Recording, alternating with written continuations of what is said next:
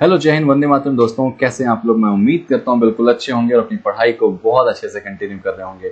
दोस्तों, आज मैं आपके सामने लेके आ चुका हूं सेटिंग अरेंजमेंट एंड पजल्स, जो कि आईबीपीएस क्लर्क को टारगेट करते हुए बनाया हूं, वो भी प्रीलिम्स लेवल की। आईबीपीएस क्लर्क के जो प्रीलिम्स के लेवल की अगर पजल्स की बात करें तो उसमें कौन कौन सी पजल्स आ सकती हैं। तो 4 तरह की पजल्स जिनकी मैं एक्सपेक्टेड कहानी बताऊंगा कि हो सकता है इन्हीं 4 से क्वेश्चन आपके बने, या इनमें से 1 या 2 पैटर्न तो डेफिनेटली बनेगा। तो आज मैं सिखाऊंगा आपको कि किस तरह से सर्कल वाले क्वेश्चंस, इवन रो कॉलम वाले क्वेश्चंस, मंथ डे वाले क्वेश्चंस और फ्लोर वाले क्वेश्चन जो प्रीलिम्स लेवल पे आ सकते हैं, उनके क्वेश्चन को कैसे सॉल्व करें। तो चलिए दोस्तों, आज के सेशन में आप लोग इस इंपॉर्टेंट सेक्शन को सीखेंगे। अगर आप वीडियो फर्स्ट टाइम देख रहे हैं तो प्लीज चैनल को सब्सक्राइब कर दीजिएगा और बेल आइकन को प्रेस करना ना भूलें, क्योंकि उससे मैं प्रॉपर आपके पास अपनी वीडियोस के साथ पहुंचता रहूंगा। दोस्तों, अगर आपको लगता है कि आपको ऐसे क्वेश्चन की और प्रैक्टिस करनी है तो मेरे टेलीग्राम चैनल को आप ज्वाइन जरूर करिएगा, जहां पे मैं ऐसे क्वेश्चंस के काफी प्रैक्टिस करवाता हूं, काफी क्वेश्चंस देता हूं वहां पे। तो टेलीग्राम चैनल को जरूर ज्वाइन करें, लिंक डिस्क्रिप्शन में मौजूद है, जाइए और बिल्कुल ज्वाइन करिए। दोस्तों, आज चलिए कहानी को शुरू करेंगे। मेरे साथ इस इंपॉर्टेंट सेशन को, वीडियो को पूरा देखिएगा, कहीं ना कहीं कंसेप्ट जरूर क्लियर होंगे। क्वेश्चंस को बनाने की कोशिश करिएगा, ठीक है। चलिए पहले क्वेश्चन की तरफ बढ़ते हैं। तो सबसे पहले मैं रो और कॉलम वाले क्वेश्चंस की, अगर रो क्वेश्चंस की बात करें तो रो वाले क्वेश्चन को मैं कैसे समझाऊंगा, कैसे कराऊंगा, वो आपको बताने जा रहा हूं मैं। ध्यान से देखिएगा। देखिए, रो में बेसिकली जो क्वेश्चंस आते हैं वो कौन कौन से आते हैं। सबसे पहले क्वेश्चन आता है इसमें कि एक सीधी लाइन है, उस सीधी लाइन में सभी के सभी कहां देख रहे हैं, या तो सभी के सभी नॉर्थ में देख रहे हैं, या ही सभी का चेहरा जो होगा या फिर कहां होगा, साउथ में होगा। तो ऐसे वाले क्वेश्चंस आपके सामने पूछे जाते हैं। एक क्वेश्चन आएगा कि या तो कुछ लोग कहां देख रहे हैं, नॉर्थ में, कुछ लोग कहां देख रहे हैं, साउथ में, ठीक है। ऐसे वाले क्वेश्चन बनते हैं। तीसरा क्वेश्चन जो बन जाता है दोस्तों, आपको पता होगा कि 2 पैरेलल लाइन में कुछ लोग बैठे होते हैं और ये एक दूसरे की तरफ चेहरा किए हुए देखते हैं, ठीक है। और ये तीसरा पैटर्न। और चौथा पैटर्न जो है काफी चल रहा है आजकल, अनसर्टेन, ठीक है। अनसर्टेन नंबर ऑफ पर्सन की लाइन में कितने लोग हैं नहीं पता, कैसे सॉल्व करेंगे, ठीक है। तो इन्हीं में से मैं एक आध पैटर्न आपको बताऊंगा जो आपके लिए काफी इंपॉर्टेंट है और मे भी एग्जाम में आपके सामने क्वेश्चन आ जाए। तो चलिए, वीडियो को पहले आप पॉज करके खुद से बनाने की कोशिश करना, उसके बाद मेरा एक्सप्लेनेशन देखना और मिलाना कि आपने कहां सही किया है और कहां पे गलत किया, ठीक है। पहला क्वेश्चन स्क्रीन पर आपके सामने आ चुका है, यहां पे आपके सामने चीजें दिख रही हैं। बनाने की कोशिश करिए, वीडियो को पॉज करिएगा और 2-3 मिनट का टाइम लेके क्वेश्चन को बनाइए। चलिए मैं इसको एक्सप्लेन करता हूं, ध्यान से देखिएगा। अगर मैं इसको एक्सप्लेन करूं तो कैसे कर सकता हूं। यहाँ पे 8 लोग हैं, तो मैं 8 लोग एक लाइन में बैठे हैं यहाँ पे बिठा देता हूं। ध्यान से देखिएगा, 8 लोग, 1 2 3 4 5 6 7 एंड दिस इज 8। अच्छा, इनके बारे में सब क्या बोला गया है कि सभी के सभी कहां देख रहे हैं, नॉर्थ में। चेहरा सबका कहां पे है, नॉर्थ फेसिंग है, ऐसा क्वेश्चन में बोल दिया गया, ठीक है। अच्छा, इसमें एक चीज आप नोटिस करो कि इनके कलर भी दिए गए हैं, आप ध्यान दो। तो इनके अलग अलग कलर इनको पसंद हैं, ऐसा क्वेश्चन नहीं बोला है। तो बस ऐसे क्वेश्चन में आप या तो कलर को अलग से लिख लीजिए, अगर आपको लगता है तो आप कलर को लिख लीजिए। पहला कलर यहाँ पे कौन सा है, ब्लू। ब्लू के बाद अगला कलर इसमें है ब्लैक। ब्लैक के बाद बेटा है येलो। येलो के बाद इसमें है ग्रीन। ग्रीन के बाद इसमें कलर है ऑरेंज। ऑरेंज के बाद इसमें कलर है पिंक। और पिंक के बाद है grey and last one is white, ठीक है। ये मैंने अलग से क्यों लिखा, आप एग्जाम में ऐसा करना कि एक्स्ट्रा एलिमेंट अगर कुछ दे तो उसको अलग से लिखो और जब वो बनता जाए तो उसको काटते चले जाओ, ठीक है।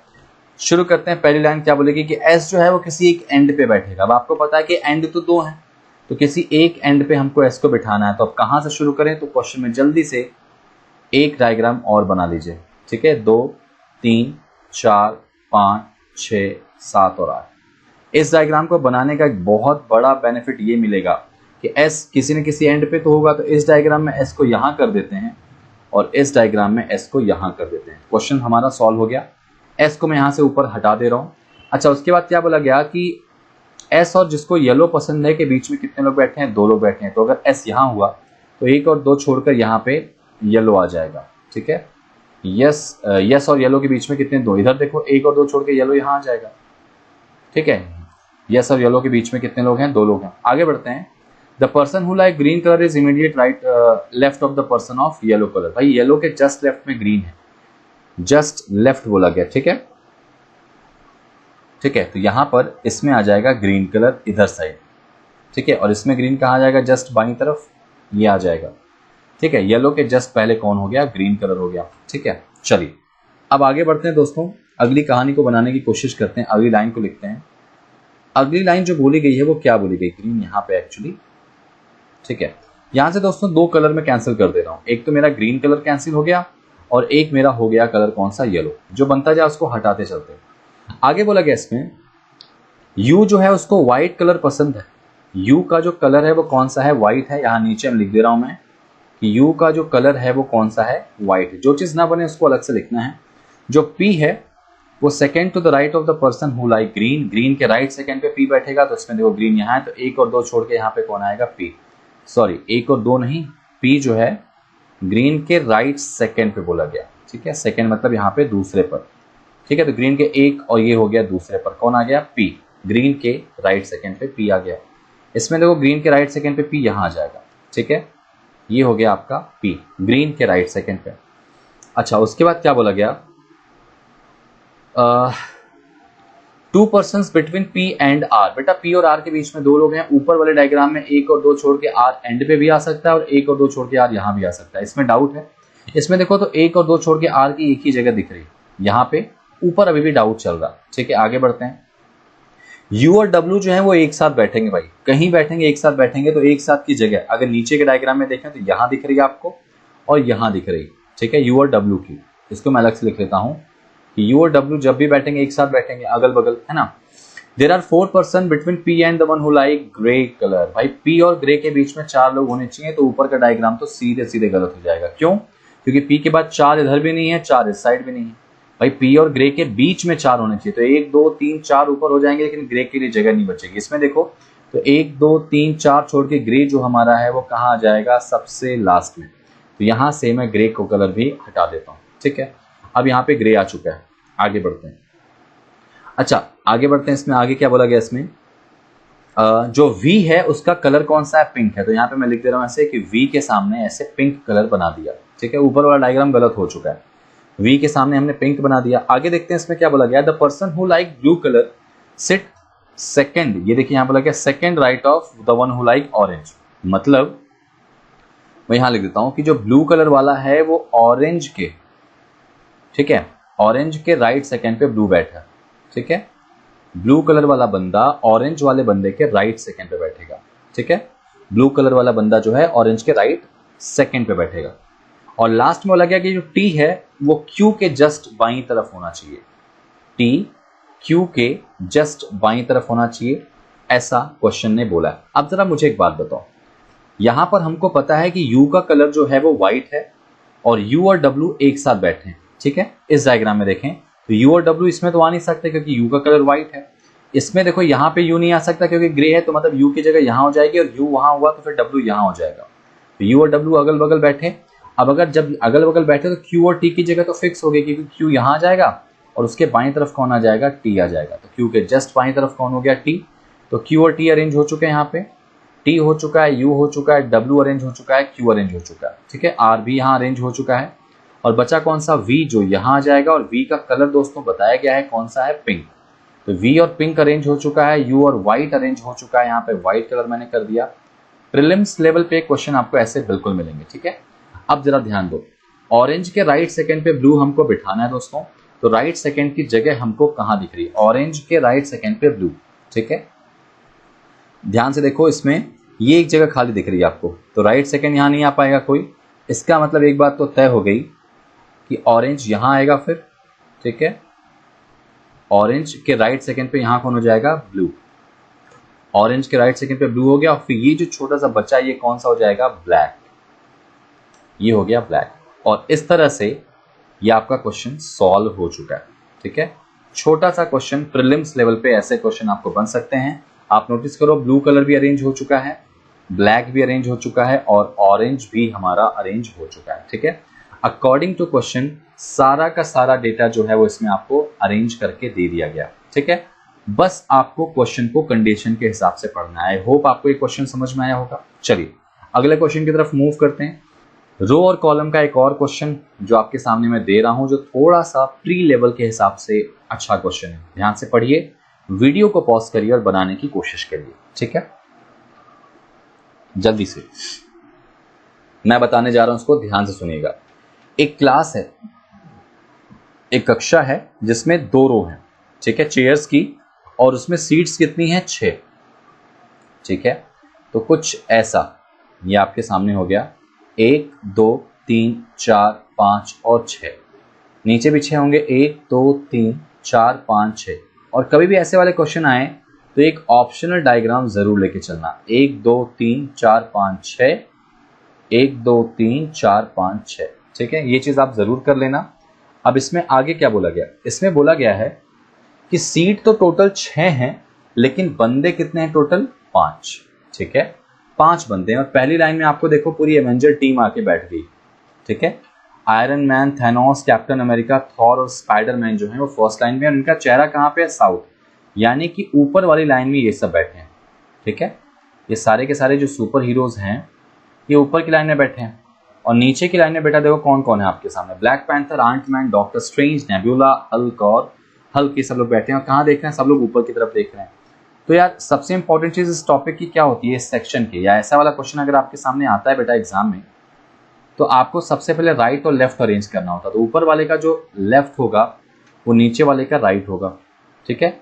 तो राइट और लेफ्ट बहुत इंपॉर्टेंट है अगर आप ऐसे क्वेश्चन बनाते। देखो यहाँ पे लेफ्ट होगा, ये राइट होगा, और यहाँ पे राइट होगा तो यहाँ पे क्या होगा? लेफ्ट हो जाएगा, ठीक है।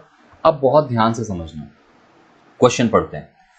क्वेश्चन बोला गया आयरन मैन जो है ना वो कैप्टन अमेरिका के राइट में सेकंड पे है। मुझे नहीं पता, हालांकि ऊपर वाले डायग्राम में है लेकिन कंफर्म नहीं, तो इसको अलग से लिखता हूं मैं कि कैप्टन अमेरिका के राइट सेकंड पे बैठा है आयरन मैन, ठीक है, आयरन मैन, ऐसे कर लिया। और थैनोस जो है वो किसी एक कॉर्नर पे है। लो भाई, तो पहले वाले डायग्राम में थैनोस को मैं यहाँ रख लेता हूँ इस कॉर्नर पे, और इस वाले थैनोस को यहाँ पे इस कॉर्नर पे मैंने अरेंज कर दिया, ठीक है। आगे बढ़ते हैं। One of the 2 vacant seat is in one of the corners, यानी कि जाहिर सी बात है जो उनकी वैकेंट सीट हैं वो कहाँ होनी चाहिए? देखिए यहाँ पे हिंदी में भी साफ साफ यहाँ पे बोला गया है कि 2 खाली सीटों में से एक कोनों में से एक में है, ठीक है। मतलब 2 खाली सीट्स हैं, और सॉरी 2 खाली सीट्स हैं जो हैं, जाहिर सी बात है 6-6 का यहाँ पे पेयर बनाया गया है, और उन 6 में बैठे 5-5 हैं। तो जाहिर सी बात है एक एक जगह खाली होगी, और उनमें से एक एक जगह जो खाली है वो कौन सी खाली हो जाएगी? ठीक है, वैकेंट में से। देखो अगर 2 अगर वैकेंट सीट हैं, उस 2 वैकेंट में से एक जो वैकेंट है वो कहाँ पे है? कॉर्नर पे, ठीक है, कॉर्नर पे, ऐसा इसने बोला गया। तो इसको एक काम कर लेता हूं मैं, इस लाइन को थोड़ा मैं हाईलाइट कर लेता हूं, ठीक है, ताकि जो है ना आगे जब क्वेश्चन को मैं पढ़ूं तो इस क्वेश्चन को मैं छोड़ ना पाऊं, ठीक है। चलिए यहां मैंने लिखा था, इसको हटा देते हैं। अब आगे जरा पढ़ लो बेटा। हमको एक चीज पता है कि 2 वैकेंट सीटें हैं, एक ऊपर और एक नीचे, और उनमें से कोई एक वैकेंट ऐसी है जो कॉर्नर पे। अच्छा, थॉर जो है ना वो इमीडिएट राइट है स्पाइडरमैन के, और आपको पता है कि थॉर और स्पाइडरमैन ऊपर है, ठीक है। तो स्पाइडरमैन के इमीडिएट राइट पे कौन है? थॉर है, ठीक है। स्पाइडरमैन के इमीडिएट राइट पे थॉर है। आयरन मैन और नेबुला जो है ना किसी न किसी तरीके से एक जैसे हैं।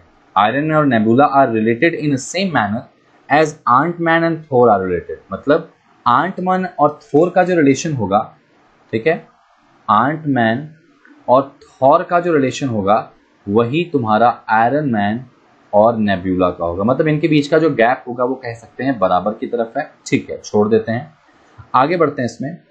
इसमें क्या बोला गया? Thanos is sitting in front of Hulk. मतलब एक बात सही साफ हो गई, इस वाले डायग्राम में यहाँ पे कौन हो जाएगा? हल्क हो जाएगा, ठीक है, और इस डायग्राम में यहाँ पे कौन हो जाएगा? हल्क हो जाएगा।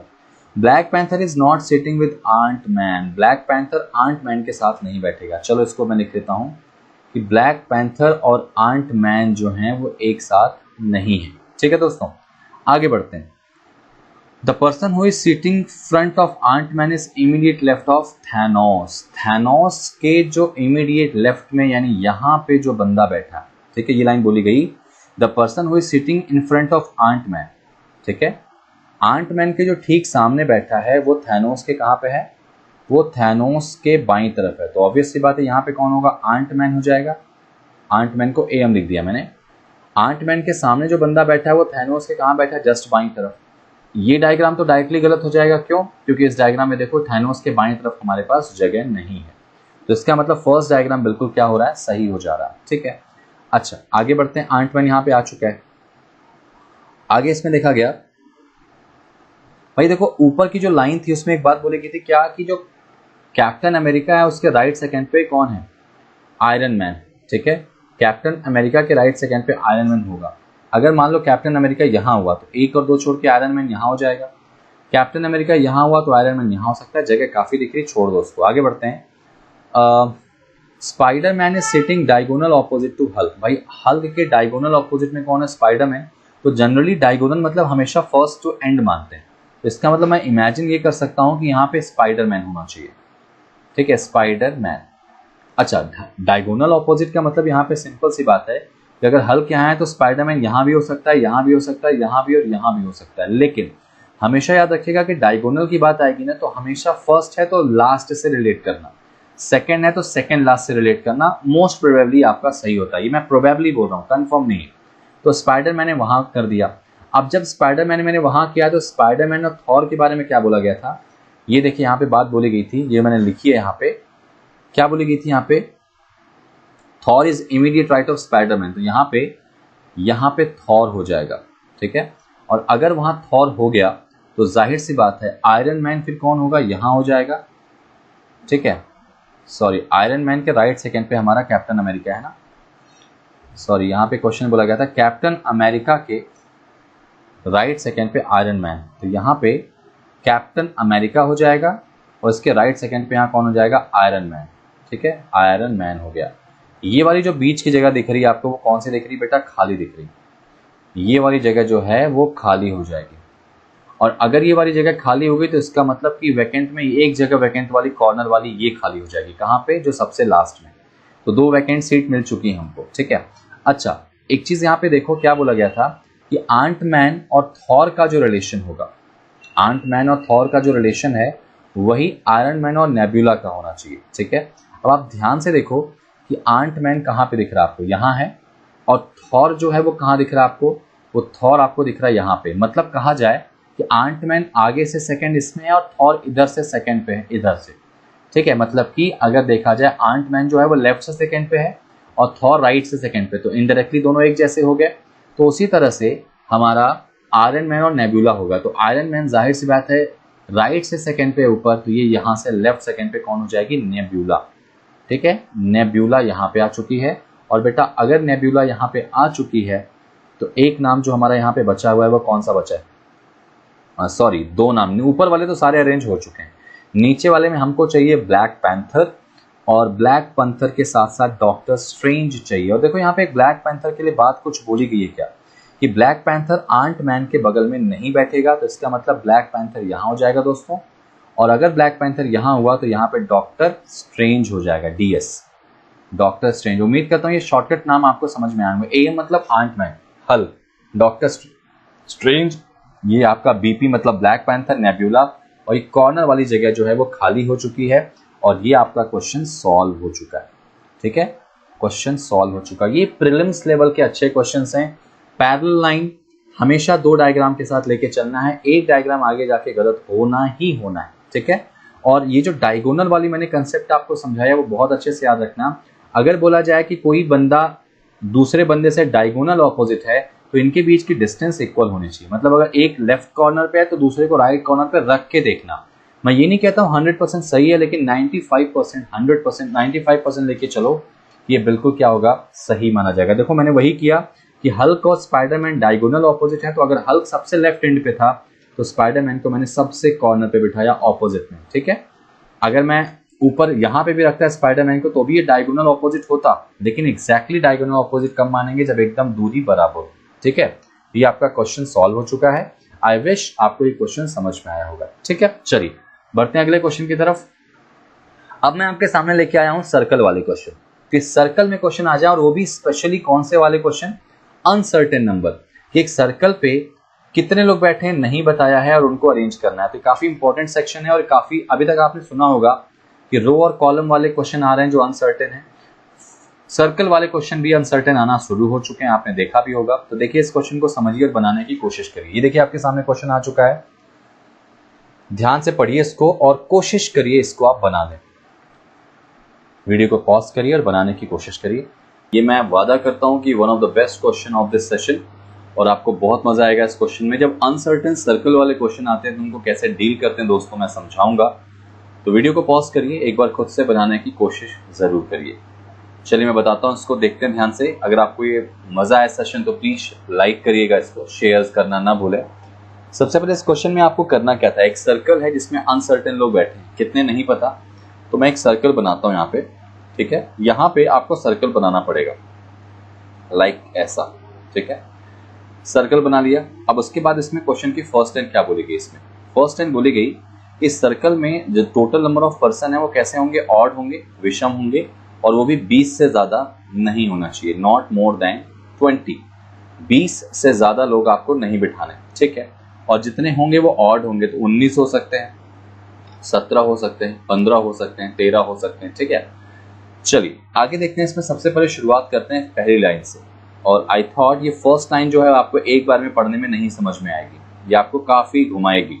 क्या था इसमें कि number of person between B and N, sorry the number of person between B and E. मैं यहाँ लिख रहा हूं कि बी और ई के बीच में जो नंबर ऑफ पर्सन है, ठीक है, from the right of B when counted from the right of B, मतलब बी और ई के बीच में, यानी ई जो है वो बी के राइट में ही है, ठीक है। तो क्वेश्चन ने बोला कि बी और ई के बीच में जो लोग हैं अगर हम बी के दाईं तरफ से काउंट करें तो वो क्या है, 3 गुने, 3 गुने, यानी जो बीच में लोग हैं वो क्या है, 3 गुने। बी और ई के बीच में कुल संख्या जो है वो 3 गुनी है as a number of person seated between B and N.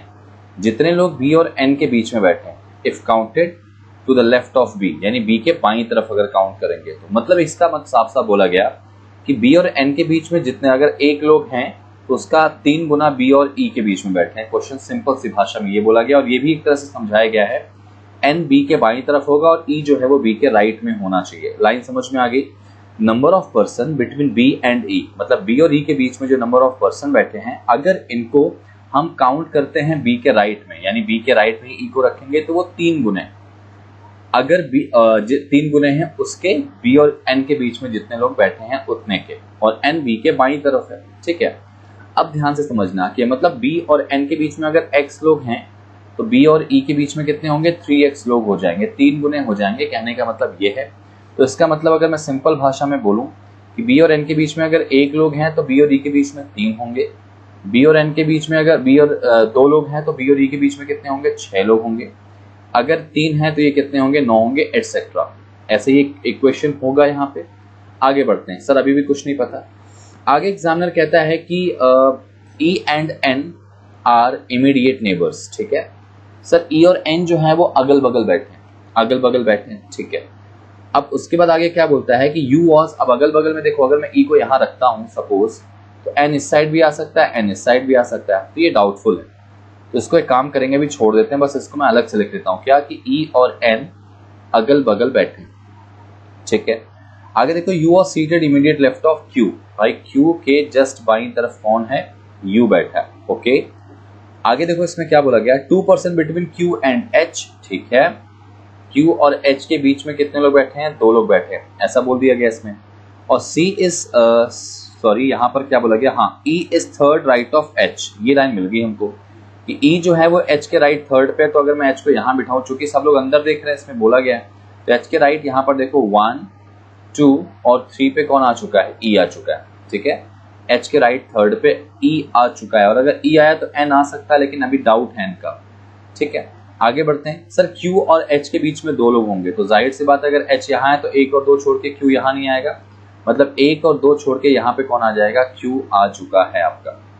Q और एच के बीच में 2 लोग हैं, और क्यू के जस्ट बाईं तरफ यू है, तो अगर क्यू अंदर देख रहा तो उसके बाईं तरफ यहाँ पे यू आ चुका होगा, ठीक है। ये लाइन पूरी देखिए अरेंज हो गई, कनेक्टेड थी हमारी।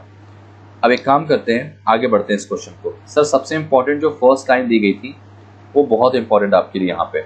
अच्छा आगे बढ़ते हैं। C was second right of J and J second left of U, भाई यू के लेफ्ट सेकंड पे जे होगा, तो यू अगर अंदर देख रहा तो उसके लेफ्ट 1 और 2 पे यहाँ कौन आ जाएगा, J।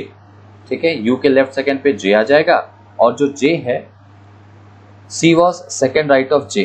ठीक है, सॉरी यहाँ पर ये ऐसे बोला गया था, ये लाइन जो बोली गई थी नीचे वाली वो कुछ ऐसे थी, क्या थी कि C was second to the right of J।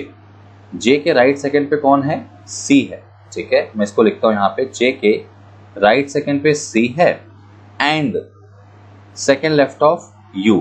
And यानी जो C है वो J के राइट सेकंड पे है, और ये एंड वर्ड जो लगा दिख रहा है आपको ये फर्स्ट पर्सन के लिए होगा, यानी C के लिए, कि यही जो C है वो U के लेफ्ट सेकंड पे, तो U के लेफ्ट सेकंड पे यहाँ कौन आ गया, C, और यही C J के राइट सेकंड पे, तो जाहिर सी बात है बेटा J यहाँ हो जाएगा। J अगर अंदर देख रहा तो उसका राइट सेकंड यही होगा ना, राइट सेकंड पे C हो गया। तो जो C है वो कहीं ना कहीं U के लेफ्ट सेकंड पे है, और यही C J के राइट सेकंड पे, तो ये हमारा अरेंज हो चुका है। और लास्ट में इन्होंने क्या बोला है कि जो E है वो N के लेफ्ट में है, तो भाई E अगर N के लेफ्ट में होगा तो N यहाँ हो जाएगा, अगर N अंदर देखा तो N के लेफ्ट में E यहाँ हो गया, तो E और N जो अगल बगल बैठे हैं वो भी अरेंज हो गया। तो यहाँ तक क्वेश्चन आपका पूरा अरेंज हो चुका है एक्सेप्ट फर्स्ट लाइन। ठीक है, अब ये जो फर्स्ट लाइन बोली गई थी बेटा वो क्या थी, भाई देखो फर्स्ट टाइम में बोला गया था कि बी और ई के बीच में जो लोग हैं वो 3 गुने हैं, तो हमको ई तो आप नोटिस करो दिखाई दे रहा है यहाँ पे, है ना, अगर आप ई को नोटिस करें तो ई यहाँ दिखाई दे रहा, और एन आप देखो तो यहाँ दिखाई दे रहा है। अब इनमें केवल हमको किसको बिठाना है, बी को। जाहिर सी बात है बी इन दोनों के बीच में होगा, तो बी इधर ही कहीं होगा, इधर ही कहीं होगा। अगर मान लो मैं बी को यहाँ रखता हूँ, कहाँ पे, जे और सी के बीच में, तो जरा देखो अगर बी यहाँ बैठा है और बी जाहिर सी बात है अंदर देख रहा होगा, तो क्या B और N के बीच में कितने लोग होंगे, जरा देखो यहाँ पे, तो उस हिसाब से B और N के बीच में कितने लोग हो गए, 1 लोग हो गए। अगर इस तरह से करूं मैं, अगर B और N के बीच में 1 लोग हो गए तो क्या फिर उसका 3 गुने, यानी कि 3 लोग B और E के बीच में होंगे, B के राइट साइड से, तो राइट साइड ये होगा, तो 1 2 3 4 बहुत सारे लोग हो जा रहे हैं। इसका मतलब यार इसका मतलब जो B है वो यहाँ नहीं होने वाला। ठीक है, क्योंकि B और N के बीच में जो है वो जितने भी लोग होंगे उसका 3 गुना B और E के बीच में। ठीक है, अगर मैं B को इस वाली जगह पे इमेजिन करके देखता हूँ, क्योंकि मुझे ऑड रखना है, तो अगर मैं B को यहाँ रखूँ तो B और N के बीच में कितने लोग आ रहे हैं बेटे, तो यहाँ पे 1 2 और 3 आ रहे हैं। तो इधर देखो B और E के बीच में फिर 9 आ रहे हैं, क्या 3 गुने, 1 2 3 4 5 6 7 ही आ रहे हैं। इसका मतलब B यहाँ भी नहीं आएगा। ठीक है, अब जाहिर सी बात है B को और नीचे लेके आओगे तो B तो आ जाएगा, लेकिन फिर N के साथ वाली कंडीशन मैच नहीं होगी। तो मुझे ऐसा क्यों लग रहा कि जो B की पॉसिबिलिटी हमने यहाँ बनाई थी वो यहीं रहेगी, इसमें नंबर ऑफ पर्सन बढ़ा दो। भाई B और N के बीच में 1 लोग हो नहीं सकते, अगर 1 लोग आप करोगे तो B और E के बीच में 3 लोग हो नहीं पाएंगे, क्योंकि B इधर ही कहीं बैठेगा, तो ये वाली कंडीशन गलत हो गई। अगर B और E के बीच में मैं 2 लोग रखता हूँ, तो B और N के बीच में 2, अगर 2 मैं करूंगा तो फिर यहाँ पे 6 लोग नहीं होंगे, 6 से ज्यादा होंगे, ये भी नहीं रख सकता। तो अगर B और E के बीच में हम कितने रखें, B और N के बीच में 3 लोग, तो अगर B यहाँ है और N यहाँ है, तो 1 तो J ऑलरेडी है, 1 और 2 हमने 2 बढ़ा दिए, तो B और N के बीच में 3 लोग हो गए। आप देखो 1 लोग, ये हो गए 2 लोग, और ये हो गया 3, तो B और N के बीच में 3 हो गए। तो सेम B और E के बीच में कितने होने चाहिए, 9 लोग। अब देखो जरा B के राइट में जाए तो 1 2 3 4 5 6 7 8 और 9, तो बिल्कुल ये कंडीशन हमारी फॉलो हो गई है। इसका मतलब B की जगह ये फिक्स हो गई, B यहाँ आएगा, और B और N के बीच में कितने लोग हैं, 3 लोग हैं, और B और E के बीच में कितने लोग हैं, उसके 3 गुने यानी 9 लोग हैं। और ये जो बात बोली गई थी क्या, कि when counted from the right of B के राइट में काउंट करना है जब B और E के बीच में जाओगे आप, तो देखो B के राइट में ही हम काउंट कर रहे हैं, और जब B और N के बारे में जाना है तो कहाँ जाएंगे, B के लेफ्ट में। तो देखो B और N के बीच में जा रहे हैं तो B के कहाँ जा रहे हैं, लेफ्ट में जा रहे हैं। देखो B और N के बीच में कितने लोग हो गए, 3 लोग हो गए। तो इस तरह से ये सारी कंडीशन यहाँ पे सॉल्व हुई। अब एक बड़ा क्वेश्चन अराइज होता है कि क्या ये ऑड नंबर ऑफ पर्सन है, जरा गिनो यहाँ से, ये देखो 1 2 3 4 5 6 7 8 9 10 11, ये हो गया 12 13 14 और 15 एक ऑड नंबर है। तो इस तरह से कंडीशन जो है वो सारी की सारी सॉल्व हो चुकी हैं। तो क्वेश्चन हमारा ये आपका बन के आ चुका है। आई होप आपको क्वेश्चन में मजा आया होगा। अनसर्टेन नंबर ऑफ क्वेश्चन आए तो आप कैसे अप्रोच करोगे, कैसे करोगे, देखो बिल्कुल ये लेवल हो सकता है एग्जाम में, चाहे वो आपका IBPS क्लर्क हो, चाहे वो आपका SBI PO हो। ठीक है, तो आई विश आपको ये समझ में आया होगा। अगर आपको लगता है कि ऐसे और भी वीडियोस में दूं तो आप कमेंट में जरूर बताना। अनसर्टेन नंबर ऑफ सर्कल के और भी क्वेश्चंस में कराऊं तो प्लीज आप मुझे इसके लिए कमेंट करिएगा। तो मैं इस पे स्पेशली अलग से एक वीडियो बना के खुद अपलोड कर दूंगा बिफोर एग्जाम। ठीक है दोस्तों, चलिए अब बढ़ते हैं सर फ्लोर वाले क्वेश्चन पे। अगर मान लीजिए फ्लोर वाला क्वेश्चन एग्जाम दे दे एग्जामिनर, तो वहां पे आप उसको कैसे डील करेंगे, आपके देखेंगे मेरे पीछे आपको डिस्प्ले हो चुका है क्वेश्चन। देखिए, वीडियो को पॉज करिए और बनाने की कोशिश करिए। मैं इसका हिंदी वर्जन देता हूं, हिंदी में आपके सामने क्वेश्चन दिया गया है, तो ध्यान से आपको देखना है और क्वेश्चन को सॉल्व करना है। ठीक है, मैं इसको सॉल्व करने की कोशिश करता हूं। अगर मैं बनाता हूं यहाँ पे कितने लोग टोटल फ्लोर में दिए गए हैं, 7 लोग। ठीक है, तो फ्लोर जो है वो 7 का होगा, लाइक 1 2 3 4 5 6 एंड 7। और कभी भी जब आप फ्लोर वाले क्वेश्चन बनाते हैं ना, तो नीचे से शुरू करना है, ग्राउंड फ्लोर से। और यहाँ पे एक बात और बोली गई क्या, इनकी अलग अलग एज है। ठीक है, क्वेश्चन में एक बात ये बोली गई थी क्या, इनकी अलग अलग एज भी है भाई, तो आपको इनकी एज भी अरेंज करनी। ठीक है, इनकी आपको एज भी अलग अलग अरेंज करनी है। और क्या बोला गया कि किसी भी फ्लोर पे दो, ठीक है, इसमें बोला गया किसी भी फ्लोर पे 2 लोग नहीं रहते हैं। जाहिर सी बात है 7 लोग हैं तो 7 फ्लोर पे रहेंगे। तो चलो बनाते हैं जरा।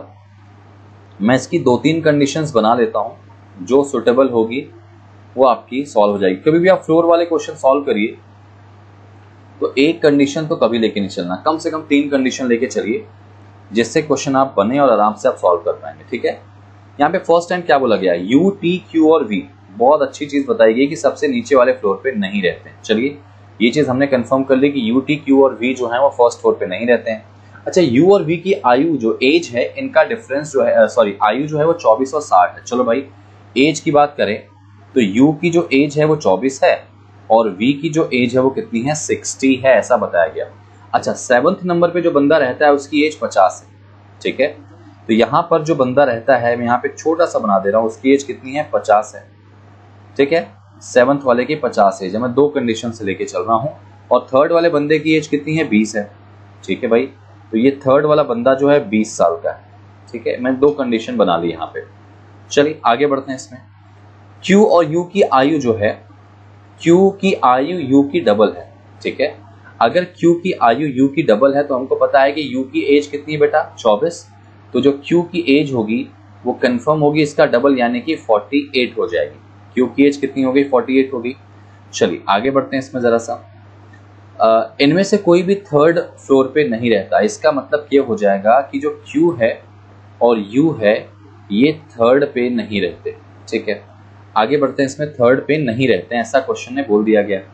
फिर उसके बाद क्या बोला गया, जो T की एज है V और P की एज के क्या है, और सम के, देखो क्वेश्चन ये बोला गया कि T और T की एज V और P की एज के जो सम है उनके एवरेज के बराबर है। ये लाइन बहुत इंपॉर्टेंट है, इसको मैं हाईलाइट कर दे रहा हूं। क्वेश्चन ने क्या बोला है, बहुत ध्यान से समझना। ये लाइन मैं हाईलाइट कर रहा हूं क्योंकि इस लाइन को ही आपको समझ के चलना है। देखो भाई, हमको इसमें एक चीज बताई गई है क्या, कि जो T है उसकी एज कितनी है, 40। ठीक है, T की एज जो है वो 40 है। और T की जो एज है ना, V और P की जो एज है उनके योग के सम का क्या है, औसत है। ठीक है, मतलब ये कहा गया है कि जो T की एज आई है वो V और P, तो V का हमको पता है कितने साल का V है, 60 साल का। और जो P होगा उसकी एज इतनी होगी कि इनका एवरेज निकालने पर कितना आ रहा है, 40। तो जाहिर सी बात ये कितना होगा, 20 होगा। तो P की एज जो हो जाएगी कितनी हो जाएगी, 20 हो जाएगी, क्योंकि इनका एवरेज निकालो तो 60 + 20 अपॉन 2 करेंगे तो कितना आ जाएगा, 40। और हमको आगे बताया भी गया है कि T की एज कितनी है, 40 है। तो यार P की एज तो हमको पता चल गई कितनी होगी, 20। और अगर P की एज बेटा 20 पता चली है तो आपको एक बात यहाँ दिख रही होगी कि जो थर्ड फ्लोर वाला बंदा है वो कौन होगा, P हो जाएगा। P जो हो जाएगा वो थर्ड फ्लोर वाला हो जाएगा। ठीक है ना। अच्छा आगे बोलते हैं, सेकंड फ्लोर पर रहने वाले बंदे की आयु पहले वाले फ्लोर पर रहने वाले आयु से 1 अधिक है। 1 अधिक है मतलब जितना भी होगा उससे 1 ज्यादा होगा। ठीक है, तो इसका मतलब ये हो जाएगा कि यहाँ पे सेकंड फ्लोर पे जो बंदा रहता है ना उसकी एज फर्स्ट वाले से 1 ज्यादा है। ठीक है, यहाँ से ये 1+ है। ठीक है, ऐसा बोला गया क्वेश्चन में। अच्छा आगे क्या बोला गया, Q जिस मंजिल पे रहता है T उस मंजिल के ठीक नीचे रहता है। भाई Q के जस्ट नीचे होने वाला है T, Q के जस्ट नीचे कौन होने वाला है, T। अच्छा और आगे बोलते हैं U जिस मंजिल पे रहता है उसके ठीक ऊपर T रहता है, तो U के जस्ट पहले ऊपर कौन रहता है, T। ठीक है, अच्छा T तीसरे फ्लोर पे नहीं रहता, ये देखो T जो है वो थर्ड पे नहीं रहता है और S जो है वो बड़ा है R से, ठीक है। S बड़ा है R से, यानी यहां लिख दे रहा हूं S बड़ा है R से, ठीक है। अब आप देखो क्वेश्चन आपको बनाना शुरू कर देना है। सर देखो T थर्ड फ्लोर पे नहीं रहता है, वो तो रहने से रहा, नहीं रहेगा। अब देखो U T Q एक साथ रहने वाले हैं, तो ये फर्स्ट सेकंड थर्ड तो कैंसिल हो गया। अब एक बात देखो कि Q और U थर्ड पे नहीं रहेंगे, 3 बैक टू बैक अगर मुझे जगह चाहिए तो एक ये U T और Q ऐसे हो सकता है, या फिर U T और Q ऐसे हो सकता है, ठीक है। और आपको पता है कि Q जो है वो कितने का है, 40 का है, 48 का। तो अगर Q 48 का है तो ये सेकंड जो डायग्राम था वो क्या हो जाएगा, गलत हो जाएगा, क्योंकि इसमें Q की एज कितनी आ रही है, 50। तो यहां पर मैं Q की एज कितनी लिख दे रहा हूं, 40 लिख दे रहा हूं, 48 है एक्चुअली, ठीक है। और T की एज हमको पता है कितनी हो जाएगी, 40 है, और U की एज हमको कितनी पता है, यहाँ पे 24 है। फर्स्ट वाला डायग्राम हमारा बिल्कुल सही जा रहा है। अच्छा, अब हमको पता है कि V की उम्र 60 है। अब अगर V की उम्र 60 है तो इसका मतलब ये हो जाएगा, V की उम्र हमको पता है 60 है, ठीक है, V की उम्र 60 है और S R से बड़ा है, ठीक है। तो हमारे पास अब कितने कितने लोग हो चुके हैं, जरा एक बार इनको अरेंज कर लेता हूँ। यहाँ पे जो जो हो चुके हैं उनको हटा देता हूँ। Q T U P U, तो यहाँ से देखो Q हो चुका है, T हो चुका है, और अगर मैं बोलूँ यहाँ से तो P हो चुका है और U हो चुका है, ठीक है। ये लोग हो चुके हैं, तो R S और V बचे हैं हमारे पास। R बचा है, S बचा है और V बचा है, ठीक है। R S और V। अब ये देखो ये जो लाइन थी ना, ये सारी की सारी मैंने अरेंज कर ली, इसको मैं हटा देता हूँ, ठीक है। ये सब हो चुका है हमारा, ठीक है। Q और U जो है ये दोनों अरेंज हो चुके हैं, ये भी हटा देते हैं, और ये जो बात थी ये भी हट चुकी है, ठीक है। P की एज 20 हो गई, ये भी हमने यहाँ पे अरेंज कर लिया है। अब बेटा क्या करना है, बाकी चीजें को सॉल्व करते चलना है, ठीक है। ये सब हमारा सॉल्व हो चुका है, बस अब इसको अरेंज करके रख देना है, ठीक है। ये जो बात बोली गई है, ठीक है। लीजिए, अब आपके सामने 3 बंदे बचे, R S और V, ठीक है। R S और V बोला गया है, और हमको एक बात यहाँ पे बोली गई थी, क्या हमको एक बात यहाँ ये बोली गई थी कि जो फर्स्ट वाला फ्लोर का बंदा है उससे एक ज्यादा जो है वो सेकंड फ्लोर वाला बंदा है, ठीक है। अच्छा, 50 साल एज हमारे पास अभी बची है, किसकी 50 साल एज होगी अभी नहीं पता है इसमें। अच्छा, कहीं कोई लाइन शायद हमने छोड़ी तो नहीं है इसमें, एक बार चेक कर लेते हैं। हाँ, एक लाइन ये जो फर्स्ट वाली थी जिसको हमने लिखा है और अभी इसको पढ़ा नहीं था। भाई देखो, इसमें U तो अरेंज हो चुका है, T अरेंज हो चुका है, Q अरेंज हो चुका है, और V जो है वो तुम्हारा कहाँ पे नहीं आएगा, फर्स्ट फ्लोर पे नहीं आ सकता V। तो V अगर फर्स्ट पे नहीं आएगा, V टॉप पे नहीं आ सकता, क्योंकि V की एज 60 है, तो V यहाँ पे आ जाएगा, जिसकी एज 60 है। तो इसका मतलब जो नीचे रहने वाला है उसकी एज कितनी हो जाएगी, 59 हो जाएगी, ठीक है। और अगर 59 हो जाएगी तो इसमें एक बात बोली गई थी कि क्या, जो S बड़ा है R से उम्र में, तो अगर S बड़ा है R से तो नीचे S आ जाएगा जो कि 59 का होगा, और R जो होगा वो कितने का हो जाएगा, 50 का हो जाएगा। ये क्वेश्चन सॉल्व हो चुका है, आप देख सकते हैं। अगर आपको ठीक से क्लियर इनकी एज नहीं दिखाई दे रही है तो मैं अलग से लिख देता हूँ, ठीक है। ये देखिए यहाँ पे है, यहाँ लिख देता हूँ मैं, R कितने का हो गया, 50 का, S हो गया 59 का, और V जो हो जाएगा 60 का हो जाएगा, और बाकी सारी एज आपको यहाँ दिख रही है, 2 3 4 5 6 7 8, मैंने किसी की 2 बार लिख दी, आई थॉट V की, V यहाँ 2 बार लिख दिया मैंने, ठीक है। तो ये चीज आपकी क्वेश्चन में अरेंज हो चुकी है। तो आई विश आपको क्वेश्चन समझ में आया होगा, क्वेश्चन समझने से ज्यादा क्वेश्चन मजा आया होगा। ये लाइन देखिए, इसमें थोड़ा ऐसी थी जो आपको थोड़ा सा ध्यान देना था, थोड़ा सा आपको पढ़ना था, मतलब थोड़ा सा कैलकुलेशन करना था कि जो T की एज है वो V और P की एज के सम का एवरेज है, V और P की एज का सम का एवरेज है, और आगे इन्होंने हिंट कर दिया है कि T की एज कितनी है, 40 है। तो इस तरह से आपका क्वेश्चन ये वाला बन चुका है। आई होप आपको क्वेश्चन समझ में आया होगा, ठीक है। चलिए अब बढ़ते हैं मंथ वाले क्वेश्चन, मंथ और डे वाले क्वेश्चन आपके सामने देखिए आ चुके हैं। पेन को रोकिए, पेन को पॉज करिए और जाके जरूर एक बार इस क्वेश्चन को सॉल्व करिए। इवन मैंने इस तरह की ऑलरेडी एक वीडियो बना के आपको दे दी है, मैं डिस्क्रिप्शन में उसके लिंक भी दे दूंगा। पजल्स की एक्सपेक्टेड पजल का वो सेक्शन है, जाके आप देखिएगा, वहां पे मैंने ऐसे वाले क्वेश्चन कराए, ठीक है। चलिए मैं इसको सॉल्व कराता हूं। यहाँ पे कुछ लोग हैं जो कि इंटरव्यू देने जाते हैं 2017 के अलग अलग महीनों में। दोस्तों महीनों के नाम मैं यहाँ लिख ले रहा हूं, और वो महीनों के नाम क्या क्या यहाँ पे देखते हैं, ठीक है। वो महीनों के नाम है जनवरी, यहाँ लिख दे रहा हूँ मैं। जनवरी के बाद अगला महीना है अप्रैल, ठीक है। अप्रैल के बाद है इसमें सितंबर, सितंबर के बाद है दिसंबर, और उसके बाद ये इन महीनों की 10 या 25 तारीख को इंटरव्यू देते हैं। तो मैं यहाँ महीनों में दो तारीख हैं, 10 और 25, 10 और 25, ठीक है। जनवरी में, अप्रैल में भी ऐसे ही बेटा 10 और 25, ठीक है। सितंबर में भी 10 और 25 है, दिसंबर में भी 10 और 25 है, ठीक है। तो इनकी मैं दो कंडीशन लेके चलता हूँ। एक, कभी भी ऐसे क्वेश्चन जब डे और मंथ वाले आते हैं तो सिंगल डायग्राम से मत लेना, कम से कम 2 डायग्राम से लेके चलोगे आप, जिससे क्वेश्चन आप बहुत इजीली सॉल्व करोगे, ठीक है। गलती आपसे न के बराबर होगी। अच्छा, आगे बढ़ते हैं इसमें। एक और सबसे इंपॉर्टेंट बात क्वेश्चन शुरू करने से पहले ध्यान रखिएगा कि जो महीना है ना, उनके टोटल नंबर ऑफ डेज लिख लिया करो कि वो महीना जो है कितने का होने वाला है, ठीक है। इससे आपको क्वेश्चन करने में बहुत आसानी पड़ जाती है। चलिए अब क्वेश्चन को शुरू करते हैं, ठीक है। अब क्वेश्चन को शुरू करते हैं फर्स्ट लाइन से। विलियम का जो इंटरव्यू हुआ है 30 दिन वाले महीने में हुआ है, लेकिन 10 तारीख को। अब देखो 30 दिन वाले हमारे पास 2 महीने हैं, एक अप्रैल और एक सितंबर, ठीक है। तो इनकी मैं काम कर रहा हूं, यहां पे मैं नाम लिख दे रहा हूं विलियम, ठीक है।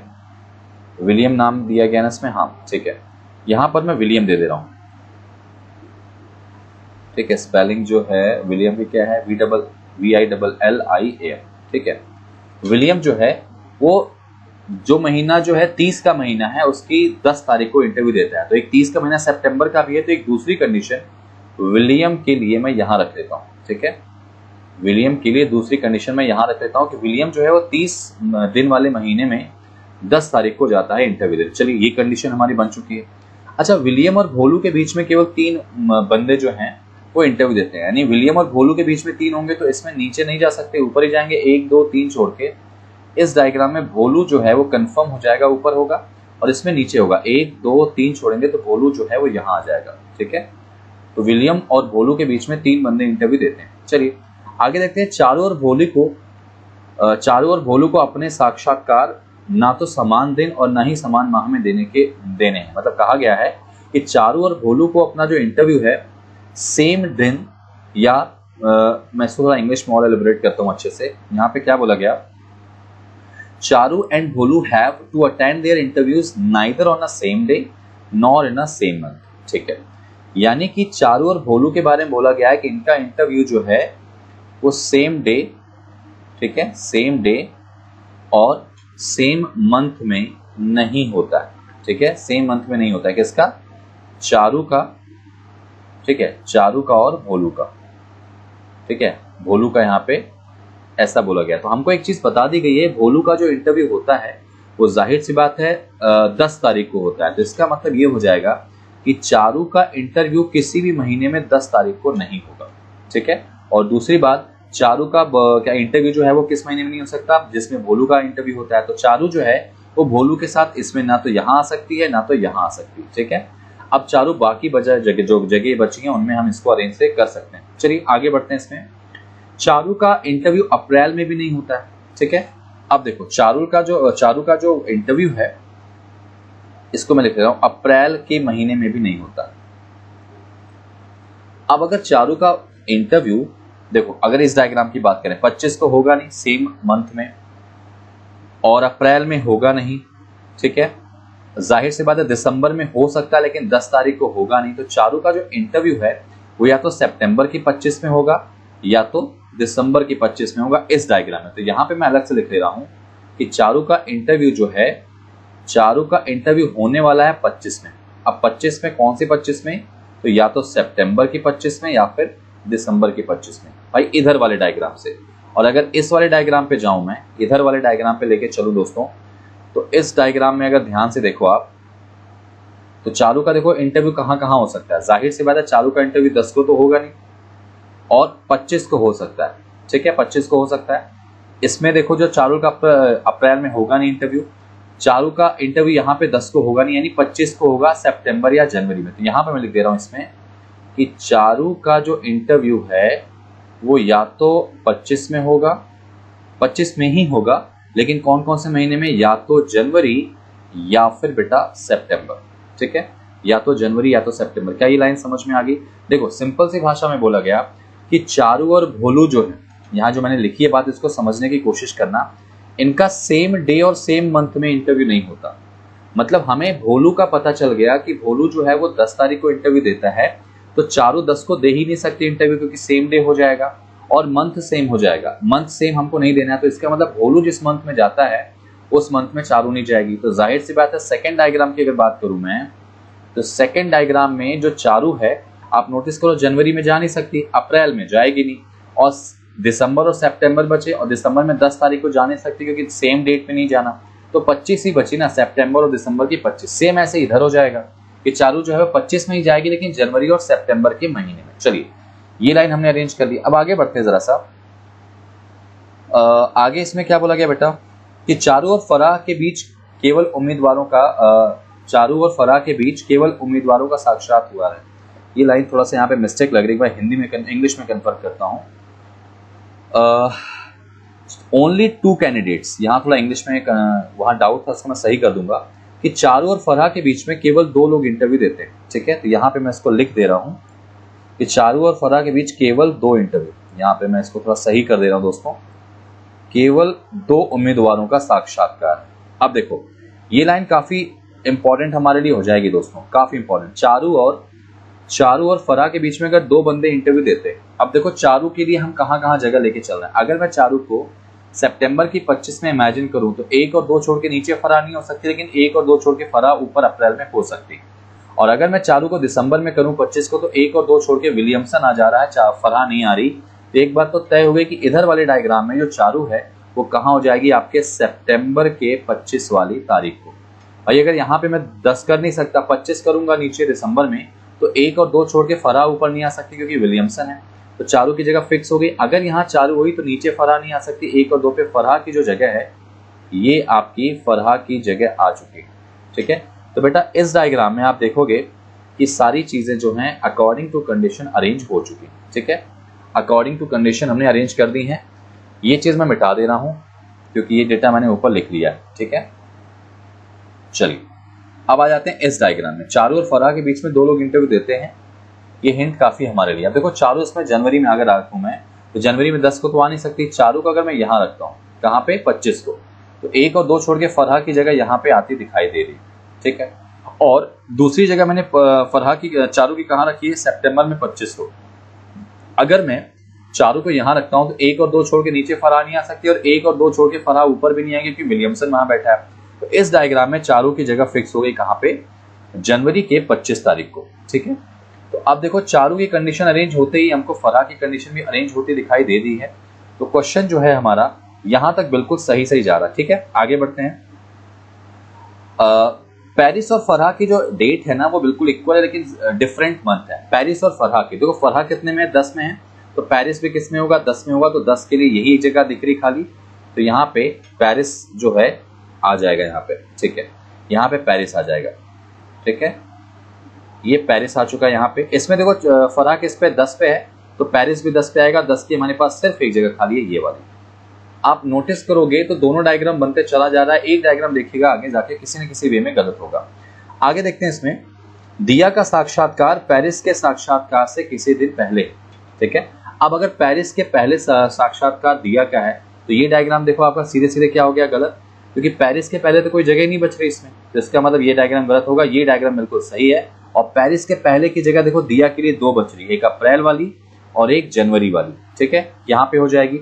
आगे बढ़ते हैं जरा सा। इसमें दिया और इमरान के बीच में केवल एक बंदे का क्या है, इंटरव्यू होता है। तो इसका मतलब अगर मैं दिया को 25 रखूंगा तो इमरान यहाँ 25 में आ जाएगा, और अगर दिया को ऊपर रखूंगा तो 25 में इमरान यहाँ आ जाएगा। तो अभी भी डाउट है, लेकिन एक बात श्योर हो गई है कि दिया और इमरान जो है वो इसी 2 जगह पे होंगे। अगर यहाँ दिया हुई तो यहाँ इमरान हो जाएगा, और अगर यहाँ दिया हुई तो यहाँ पे इमरान हो जाएगा। और इनके बीच में सिर्फ कितने लोग आ रहे हैं, 1 लोग इंटरव्यू देने जा रहे हैं। अच्छा, इमरान और काशी के साक्षात्कार के बीच में कम से कम 4 से कम उम्मीदवार इंटरव्यू देने जाते हैं। यानी कि क्या बोला गया, इमरान और किसके, काशी के बीच में 4 से कम लोग होने चाहिए। अब अगर इमरान ऊपर हो गया तो भाई काशी की जगह तो ये फिक्स होगी, नीचे ही आएगी, फिर काशी की जगह नीचे आएगी। और अगर काशी नीचे आ गया और इमरान ऊपर आ गया तो इनके बीच में 4 से ज्यादा लोग हो जाएंगे। मतलब बेटा एक बात फिक्स हो गई कि दिया और इमरान की जगह फिक्स हो गई, क्योंकि दिया जो है ऊपर हो जाएगी और इमरान हो जाएगा नीचे। ठीक है, यहां पर देखो ये दिया हो गई और यहां कौन हो गया है, इमरान। ठीक है, इमरान हो चुका है। तो इमरान और काशी के बीच में देखो 4 से ज्यादा लोग नहीं हैं, यानी 4 से कम हैं, और दिया और इमरान के बीच में 1 लोग इंटरव्यू देने जाते हैं, और ये आपका क्वेश्चन क्या हो चुका है, सॉल्व हो चुका है। तो कभी भी मंथ और डे वाले क्वेश्चन आते हैं तो आपको हमेशा 2 वेरिएबल लेके चलना है, और जिस तरह से मैंने समझाया बिल्कुल ऐसे करना है। क्वेश्चन को रिपीट नहीं करना है, एक बार में पढ़ते जाओ, बनाते जाओ, जो लाइन ना समझ में आए उसको अलग से लिख लो। आई होप आपको ये सेगमेंट समझ में आया होगा, आपने बहुत एंजॉय किया होगा, और आपको लगता है कि इन चारों की मैं अलग से वीडियो बनाऊं तो कमेंट करके मुझे बताइएगा, तो मैं इन चारों की अलग से वीडियो बनाऊंगा, नंबर ऑफ क्वेश्चन ज्यादा दूंगा। अभी मैंने आपको सिर्फ एक डेमो दिया है कि आईबीपीएस क्लर्क में इन्हीं 4-5 सेगमेंट से क्वेश्चन आएंगे, हो सकता है इन्हीं में से कोई सेगमेंट आपको एग्जाम में मिल जाए। तो अच्छे से इस सेशन को पूरा देखिएगा, समझिएगा, और प्लीज अगर आप इस चैनल को या इस वीडियो को फर्स्ट टाइम देख रहे हैं तो लाइक, सब्सक्राइब और सबसे इंपॉर्टेंट शेयर करना ना भूलें। थैंक यू सो मच, और उम्मीद करता हूं कि आपको ये सेशन पसंद आया होगा। तो प्लीज शेयर करते रहिएगा, अपना ख्याल रखिएगा और अपनी कंटिन्यू पढ़ाई को लेके चलते चलिएगा। Thank you so much and जय हिंद।